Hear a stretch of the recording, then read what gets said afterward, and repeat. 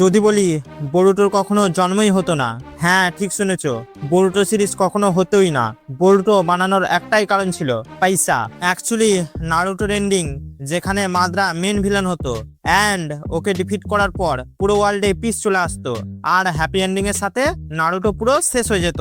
But 2014-তে যখন Naruto নিজের পিকে ছিল, তখন শো মিলিয়ন মিলিয়ন ডলার কামাচ্ছিল, তখন এখানে শো মেকারদের ওপর প্রেসার আসে যে তারা এইভাবে শোকে বন্ধ করতে পারবে না, না হলে ফিউচারে তারা অ্যাকশন ফিগার আর সিকুয়াল বানাতে পারবে না। কেননা নারুটো ওই টাইমে TV Tokyo top revenue generator ছিল, তাই তারা ন্যাচারাল এন্ডিংকে চেঞ্জ করে কাগুয়াকে ইন্ট্রোডিউস করে। সেই জন্য তোমরা কাগুয়ার ফোরশ্যাডোয়িং পুরো শোতে কোথাও দেখতে হবে না, কেননা তাকে অ্যাডই লাস্ট মুমেন্টে করেছিল।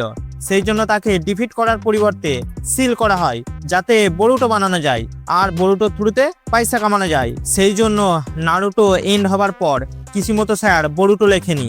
দ্যাটস ওয়াই বরুটোর স্টার্টিং এতটা বেকার অ্যান্ড এই আইডিয়া ওয়ার্কও করে যায়, কেননা টিভি টোকিও আজও সব থেকে বেশি নারুটো অ্যান্ড বরুটো থেকেই কামায়।